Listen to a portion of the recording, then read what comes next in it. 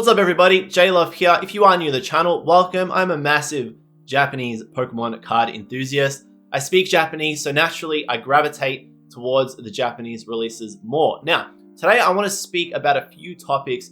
In particular, I want to speak about the 25th anniversary collection. This is S8A. This is basically the Japanese version of Celebrations. Celebrations, as I'm sure you know, is this year's 25th anniversary set in English. Now, if you watch Pokemon related content on YouTube, then it is no secret that in the last 2 weeks or so, there have been a lot of videos pop up about Japanese Pokemon cards. How to get Japanese Pokemon cards from Japan, how to use Buy, how to use a proxy service, should we stop collecting English cards, should we buy Japanese cards instead, and so on and so on. It's so hot right now, everybody is talking about it, except me. There's a very good reason for that. You see, right now, Japanese Pokemon cards are seeing a huge surge in popularity, not only in Japan, but across the world. Now, I think a lot of that was driven by the fact that for such a long time this year, because of everything that happened over the last 12 months or so, that English cards weren't really attainable, and people started to look for an alternative. Now,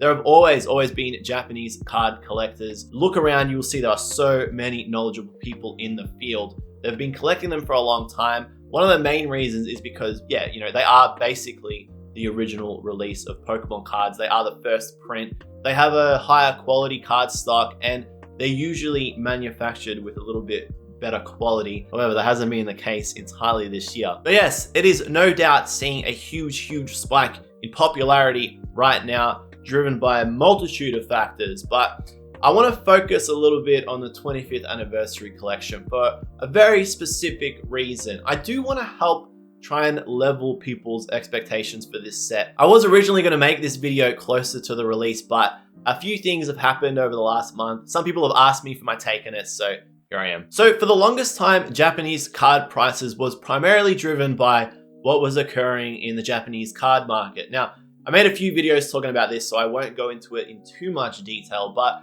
I think over the last month or so, that has really significantly changed because of the huge amount of international interest. Now, Japanese cards have always been very popular in Japan because it is a niche there. Japanese cards are only printed for Japanese players. English cards are printed for different regions where English is the primary language, Australia, the United Kingdom. I won't exclude them all, I won't include them all. However, with Japanese cards, they are specifically created for the Japanese market only. So naturally, first point there is that there is a much smaller supply. So when demand increases, it significantly amplifies that supply issue. Now, Pokemon cards have gotten super popular in Japan for both players and collectors. Now, one big significant change in the last year or so is that collector's side has become a lot more involved. There are a lot of people in Japan that are collecting cards and collecting cards in good condition too. Previously, condition wasn't a huge issue in Japan. Play was the primary focus. So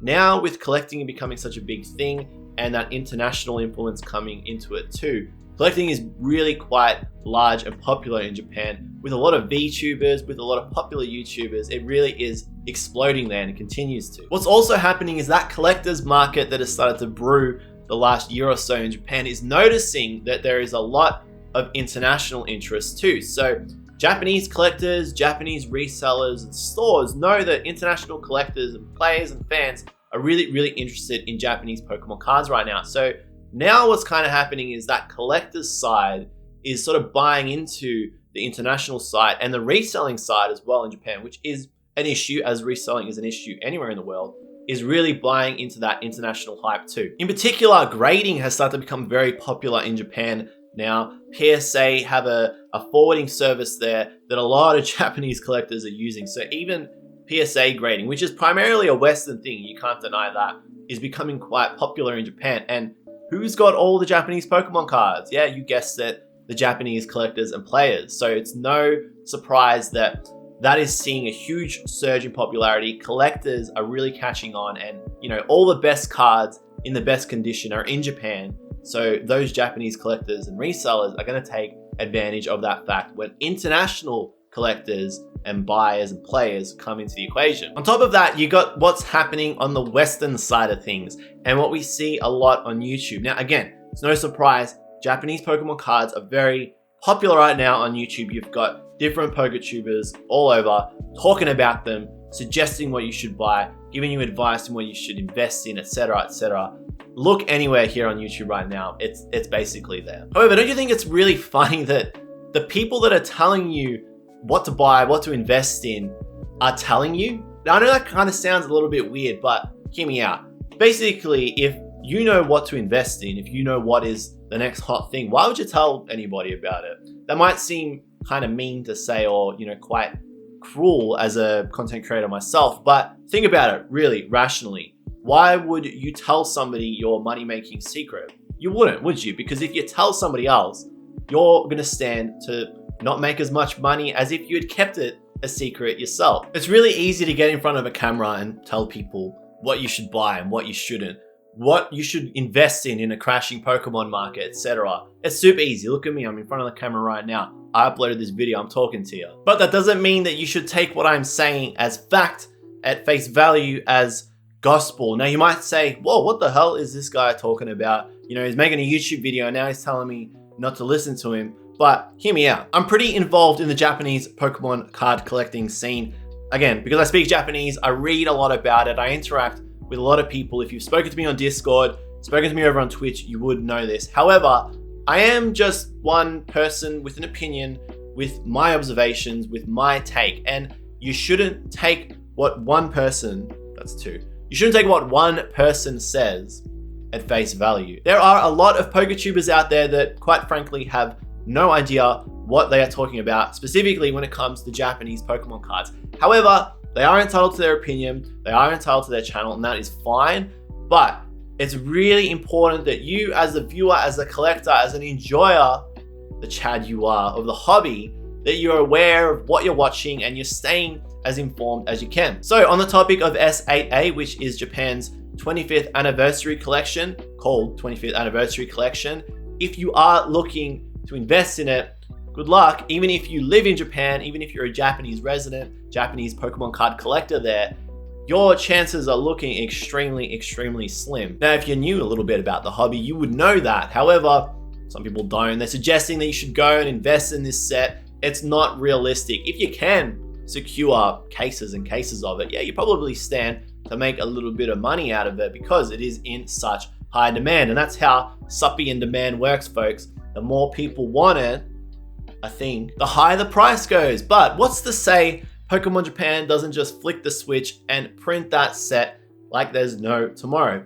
Really, none of us actually know. There's no crystal ball. And yeah, while historically Japanese high-class sets or anniversary sets or concept packs don't traditionally get a reprint, we are in unprecedented times and things in Japan are looking very peculiar. If you watched my last video about fusion arts, I talked a little bit about this and I said I would go into a bit more detail, so here I am. You might be aware that, yeah, the Pokemon Center Japan online is totally sold out of Pokemon cards, and most Pokemon Center's stores, the physical ones in Japan, are also sold out. You go into LGS's, Sun and Moon booster boxes, Sword and Shield booster boxes are really expensive. You are struggling to buy them in retail. They just are not there. So they're not there for Japanese collectors. I'm not sure why people think they're there for English collectors without paying a huge premium. Now, Pokemon Japan have spoken about this in some of their sales sheets, and they have discussed how they do want 2021 to be a really huge year commercially for the Pokemon trading card game. Now, they come out and say that, you know, sometime in March, April, May, and then when it gets to the middle of the year, there's not really many Pokemon cards to buy. In my opinion, that's a little bit of a failure commercially. Not only are they failing to sell cards and there's not product being moved and put into consumers' hands, but consumers are also getting really frustrated and are losing interest in the hobby because they can't buy it anymore. We are in a bit of a dry spell between now and Fusion Arts, which comes out the end of September. That's the next set that's got Mew on the front. And then a month after that, we've got the 25th anniversary collection. But it seems super strange to me that there's no stock on the shelves. You can't actually buy anything. So for that reason, I do think Pokemon Japan are going to make a very big push to make sure this set, because it is a big momentous occasion, it is the 25th anniversary, to make sure that this set is gonna get into consumers' hands. Now, I know it can seem like the sky is falling when you look to the left and you've got thumbnails saying what to buy in a crashing Pokemon market, and you look to the right and you're saying, hey, should you invest in the 25th anniversary collection? But people, please There is no cause for alarm. Don't be distressed. I promise it's going to be okay. We are in unprecedented times where there is very little stock for Japanese cards. And what it is doing, it is amplifying that feeling of FOMO. What is FOMO? The fear of missing out. What is fear? Fear, it's an emotion, just like happiness, anger, and sadness. So emotions, we can't really control, but we can learn to understand them. If you learn to understand why you actually do fear missing out, then you'll have better control over your purchasing decisions, over your collecting decisions. And I think in general, you will enjoy the hobby a little bit more. If you feel like you've always got FOMO, you're probably pretty down on the hobby. You're not feeling as passionate as you once were. And maybe that feeling of sadness is kind of rubbing off on the other people that you interact the community with. I know for myself that I interact with a lot of people in the community, and when I'm feeling a bit down, the people that I'm talking to also feel a bit down. So recently I've learned to recognize, why do I have a fear of FOMO and how is that impacting me and other people? As a collector, right, of Pokemon cards and a viewer of Pokemon related content, try to understand where your FOMO comes from, where that fear comes from, what you're worried about missing out on. Are you being influenced to feel like you're going to miss out? Are you being hyped up about a product that you may not necessarily even have any interest in? If you never actually had interest in Japanese Pokemon product before, but you've all of a sudden got interest in it because somebody told you it's going to be worth a lot of money, and then you're worried that you're not going to be able to get it and miss out on making money, did you really want the product in the first place? No. If you're passionate about Japanese Pokemon cards already and you are feeling like you're going to miss out on it, arm yourself with the knowledge, go and do the research, learn about the trends with previous Pokemon card releases, learn about what Pokemon Japan are trying to do this year for the Pokemon trading card game. And again, your fears will be quelled. Watch different videos, read different articles. There has never been as much information for Pokemon card collecting as there is right now in 2021. Just because somebody says it's going to be a potentially good investment doesn't necessarily mean that it is. You are probably being sucked in a little bit with that FOMO, and that's fine. It's really easy on YouTube to generate attention by making provocative statements, making bold claims, mixing your opinion in with, misinformation and claiming it as fact. It's super simple. There's a really big reason why I don't make those sort of videos on this channel, and it's because one, I find it boring, but two, more importantly, if I make the wrong claim, if I tell you to buy something that, doesn't go up in value, then who gets held accountable? Are you going to be able to do anything? No, I continue on my platform, and all around it's just a negative sort of space to be in. So I avoid that, right? Because I respect you guys heaps, and I know you're really, really passionate. I wouldn't do you like that. What I want for you guys who are so passionate about this hobby, who have taught me so much about why people are so passionate about it, is, to not worry and to not be stressed about it. A lot of what's happening right now is out of our control, especially what's happening in Japan, right? And you can't let external factors influence your collecting decisions and your passion for the hobby. Things in Japan will inevitably return to normal. There's a very big reason why the most prominent Japanese card collectors aren't really talking about it at all. It's because they already know it. They know what has happened in the past. They've seen what's happened before, and they know what is coming next year. Think about it rationally. It is going to restock. Cards will be purchasable again off the shelf. We probably will see the back of the lottery system, thank goodness. There is no Pokemon card expert on YouTube or Instagram or any platform. They just don't really exist. The only Pokemon card experts out there is you, because at the end of the day, you know why you collect, you know what your passion is, you know what drives you, you know what your goals are. Don't let other external influences factor into your decision making, because more often than not, it only ends in sadness. Ultra Shiny GX, which is one of the first high class packs, it's basically the Japanese Hidden Fates, was super popular in Japan, but for a very, very long time, you could buy it for retail price. It did sort of have a few stock shortage issues in Japan, but they did print it for some time. For the first 6 or 12 months, you could get that set easily. The next high class pack, which is GX Tag All Stars, was around for a very, very long time. They even did a reprint at the end of 2020. And I myself even bought, I think I bought about 5 boxes for retail just before that was it for that set and it being printed. But again, that was what, 12 to 14 months after release, and you were still able to buy that set for retail. Pokemon Japan have no reason to not print this product a lot, because when it goes up in value on the secondary market, Pokemon Japan